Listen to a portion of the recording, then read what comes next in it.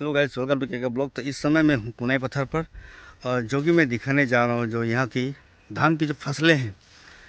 धान की जो फसलें हैं यहाँ पर, मैं उनकी पंजे दिखाने जा रहा हूँ। तो हो सके आप लोग उस पंजे को पहचानिएगा तो किसकी पंजे है ये। तो मैं बैक कैमरा से मैं दिखाने जा रहा हूँ उसके पंजे को।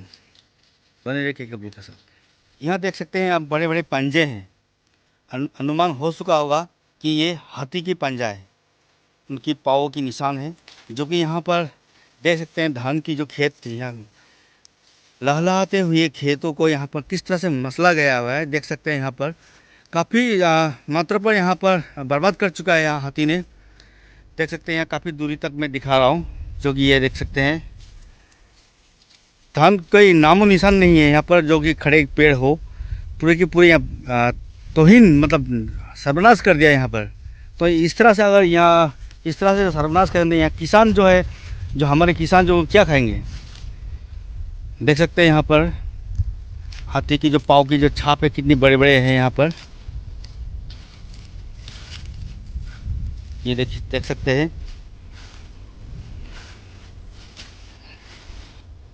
मानो कि किसी ने ये कुआं खोदा हो, उस तरह के यहाँ पांजे हैं। यहाँ देख सकते हैं यहाँ, जो कि हाथी की जो पैर। या कुछ ही है फसल देख सकते हैं लहलाते हुए। यहाँ पर फसल भी लगा हुआ है इसमें हमें यहाँ पर, जो कि उस पेड़ पे लगा हुआ है फसल। अगर इस तरह से फसल को बर्बाद करेंगे तो यहाँ किसान भाई क्या खाएंगे। ये देख सकते हैं काफ़ी तरह से यहाँ पर तहस नहस कर चुका है। तो जेहेतु মানে মই ইয়াত আহিছোঁ এতিয়া, আৰু মোৰ লগত আছে কল্যাণী আৰু লগতে গাঁৱৰ মানুহ। তো ইয়াত যোনটো ধানৰ খেতি, যিহে মানে হাতী আহি যে বৰবাদ কৰি গৈছে, হয়নে? হয়। তা যেনেকৈ আমাৰ কল্যাণী খবৰ কৰাৰ পাছতে মই আহিলোঁ, ইয়াত চালোঁ। বেয়া লাগিছে কেলৈ ইমান মেহনত কৰি কিনে লগোৱা হয় ফচল ধান। আমি বছৰলৈ খাওঁ বুলি লগাইছিলে, লেকিন এতিয়া হাতী আহি যিহে মানে তাণ্ডৱ কৰি গ'ল ইয়াত, মানে যিহে মানে ফচলবিলাক বৰবাদ কৰি গ'ল ধানৰ। তা সেনেকুৱাকৈ মই কল্যাণীৰ লগত সুধিব বিচাৰিম যে হাতী কেতিয়াৰ পৰা আহে, কিমান দিন হ'ল, আৰু কিমান জোন আহে, মানে কিমান তাত হাতী আহে। তো কল্যাণজী, কিমানটা আহে আপোনালোকৰ হাতীবিলাক গম পাইছে? সৰ্বপ্ৰথমে মই অসম চৰকাৰ তথা ৰাজ্য চৰকাৰক মই আহ্বান জনাইছোঁ, যিহেতু আমাৰ এতিয়া 10-15 দিনমান হৈ গ'ল হাতী আহি আহি আমাৰ যিবিলাক খেতি, যে ইমান কষ্ট কৰি খেতি বাতি কৰাৰ পাছতো হাতী আহি একেবাৰে মানে চব ধান যি ৰোৱাত একেবাৰে এতিয়া হোৱা সময়ত একেবাৰে চব নষ্ট কৰি পেলালে। সেইটো কাৰণে মই চৰকাৰক তথা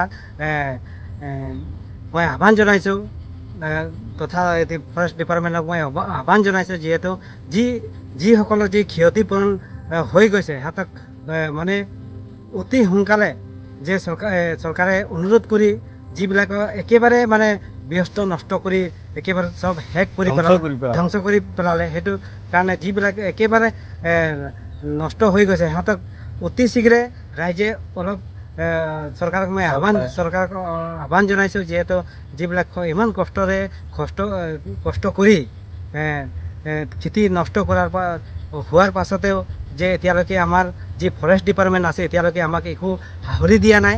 গতিকে মই অসম চৰকাৰ তথা মুখ্যমন্ত্ৰী হিমন্ত বিশ্ব শৰ্মাক মই আহ্বান জনাইছোঁ, যিহেতু আপোনালোকে চৰকাৰী এটা ফৰেষ্ট ডিপাৰ্টমেণ্ট মানুহ আপোনালোকে থৈছে, এতিয়ালৈকে আমি একো সাহৰি পোৱা নাই।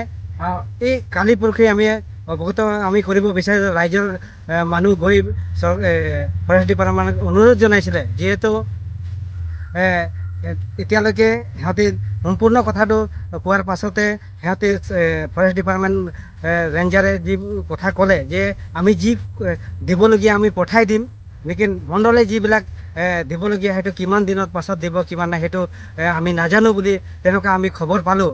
তাৰপিছত আমাৰ নিজৰে মনত দুখৰে আজি আমি নিউজ বা ভিডিঅ' আমি দেখুৱাব, আমি প্ৰচেছ কে ব্লকক আমি দেখুৱাব আমি অনুৰোধ কৰাইছোঁ, যিহেতু চৰকাৰে দেখি পাওক আৰু যি আমাৰ এই বৰধুমচা কনাইপথাৰ গাঁওবাসী ৰাইজক, যিহেতু ইমান ধান ইমান নষ্ট কৰাৰ পাছতো আমাক যি ফৰেষ্ট ডিপাৰ্টমেণ্ট আমাক একো সাহৰি দিয়া নাই। গতিকে মই আশা কৰিছোঁ, অনুৰোধ কৰিছোঁ, যিহেতু যিবিলাক নষ্ট হোৱাৰ পাছত যে কিবা নাই কিবা এটা যিসকলক নষ্ট হৈছে সিহঁতক কিবা এটা ৰেহাই দিব বুলি আমি কণাইপথাৰ ৰাইজবাসী হৈ পিনি আমি অনুৰোধ জনাইছোঁ। আৰু লগতে আমাৰ আজি অহাৰ যি কেকে ব্লকক আমি ধন্যবাদ জনাইছোঁ। লগতে আমাৰ গাঁৱৰ VDPৰ যি কৰ্মকৰ্তা আছে সিহঁতে এষাৰ ক'বৰ কাৰণে মই অনুৰোধ জনাইছোঁ। ধন্যবাদ। सकते हैं इस तरह से इस समय धान की जो फल है इस समय पकड़ चुका है धान। तो कहीं कहीं पे जो धान पकड़ा हुआ है वो तो सही है, कहीं कहीं पे तो इस तरह से बर्बाद कर दिया है कि बोल ही नहीं सकते, मतलब जो loss हुआ है। এটি আপনি নিজে গৈছিলে? মই নিজে গৈছিলোঁ। হয়। সোমবাৰে গৈছিলোঁ।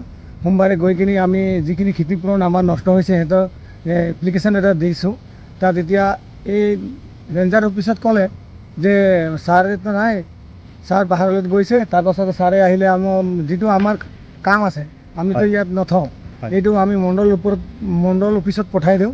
মণ্ডলে আপোনালোকৰ তাত যাব যে মাটিৰ বাৰী কামটো সিয়ে কৰে এনেকৈ ক'লে। তাৰপাছত আমি তাত গৈ কিনি আহিলোঁ। তাৰপাছত এতিয়া দেখিছোঁ সদায় আমাৰ ইয়াত আহিছে 28টা 30টামান এনেকৈ হাতী আহি আছে। আমি